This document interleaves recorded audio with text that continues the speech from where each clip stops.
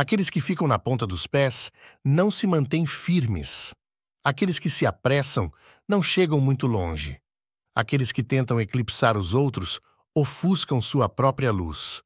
Os taoístas observaram durante muito tempo que os humanos frequentemente agem de maneiras contraproducentes.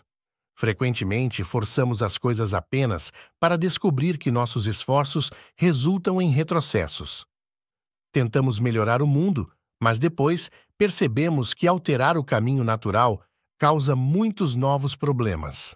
Muitas vezes, quanto mais nos esforçamos por algo, mais parece que nos afastamos disso. Desejamos impressionar alguém por quem estamos atraídos, mas, por alguma razão, quanto mais tentamos, menos sucesso temos, ou estamos prestes a fazer um discurso que ensaiamos mais de 100 vezes e, embora o conheçamos de memória, arruinamos tudo. Nesses casos, nosso conhecimento e habilidades não são o problema. Sabemos o suficiente, praticamos o suficiente para nos desempenhar bem. O problema surge quando nos colocamos em nosso próprio caminho. É a mente que tenta controlar demais a situação, analisar e racionalizar, o que sabota nosso desempenho. Um curioso sábio taoísta, Lao Tzu, estava ciente da peculiaridade humana de se perder tanto em sua presença intelectual que esquecem o caminho natural. E assim, forçam e se esforçam, nadando contra a corrente, às vezes terminando mais longe de seus objetivos do que quando começaram. Então, o que aconteceria se parássemos de nos esforçar tanto e encontrássemos uma maneira diferente, mais fácil de fazer as coisas? Este vídeo explora Lao Tzu e a arte de não tentar. Lao Tzu é o sábio taoísta mais conhecido, embora não haja provas de que ele realmente existiu. Se ele viveu, deve ter sido em algum momento entre os séculos 5 e 6 antes de Cristo, o que o faz contemporâneo de Confúcio. No entanto, o lendário filósofo chinês escreveu uma obra-prima chamada Tao Te Ching, que muitos consideram a principal escritura taoísta. O Tao Te Ching é uma obra misteriosa. Não só não há consenso sobre quando exatamente foi escrita, mas a existência de seu autor ainda é disputada. No entanto, uma coisa é certa: a profundidade dessa obra deixou sua marca na humanidade até hoje. Vale também notar que o Tao Te Ching está entre as obras mais traduzidas na literatura mundial. Lao Tzu parece ter escrito este texto como um manual para um governante. Em grande parte, trata de governar as pessoas e ser um bom líder, principalmente permitindo que as pessoas se governem a si mesmas. Ele discute temas como confiança e opressão, moderação e excesso, humildade e orgulho, qualidades que podem fazer ou desfazer um governante, mas também um ser humano. Lao Tzu fala do valor de confiar em vez de tentar controlar todos e tudo, de tomar a posição inferior em vez de tentar dominar e de ser flexível em vez de rígido.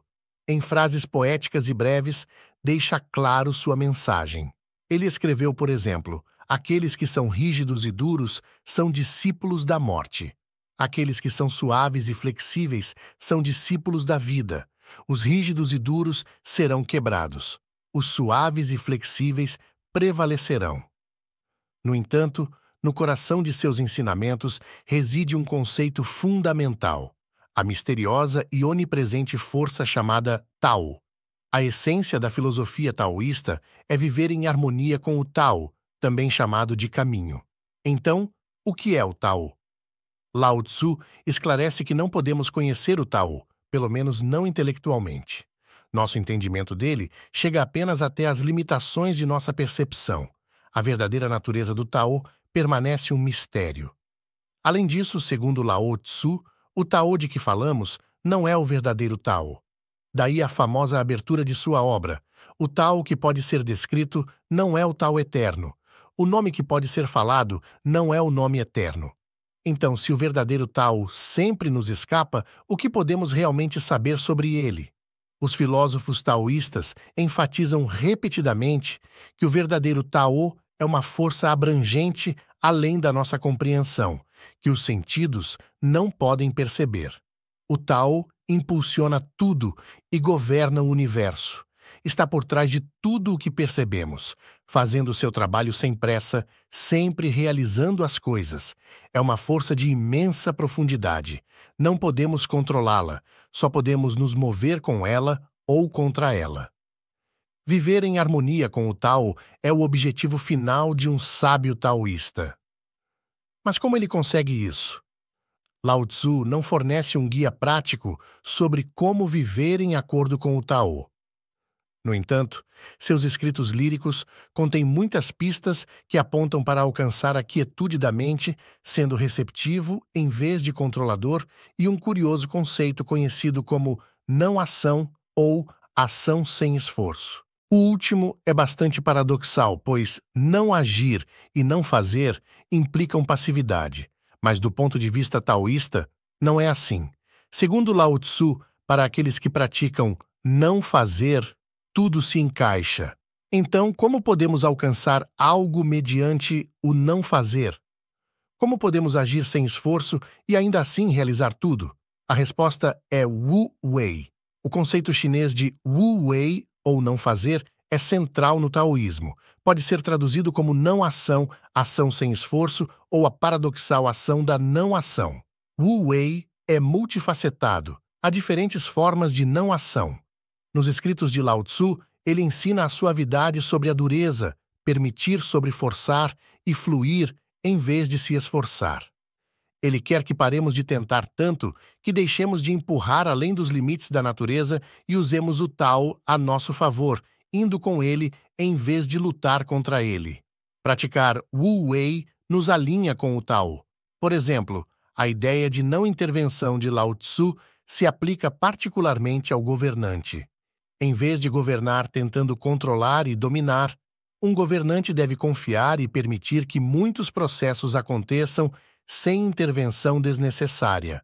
O mundo e seu povo são amplamente autogovernados. Se ele intervir demais, interrompe o fluxo natural e as coisas só pioram. Também podemos ver isso com gerentes excessivamente controladores.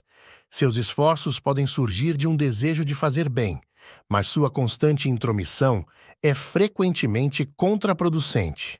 Lao Tzu escreveu que grandes líderes lideram desde um lugar de não-ação. Eles só agem quando é necessário, confiam no processo e deixam que a natureza faça seu trabalho. Muitos problemas se resolvem por si mesmos e muitas coisas se encaixam sem intervenção. Imagine quanto tempo e energia uma atitude assim poupa. Lao Tzu escreveu: "Você quer governar o mundo e controlá-lo? Não acredito que isso possa ser feito. O mundo é um recipiente sagrado e não pode ser controlado. Você só o piorará se tentar.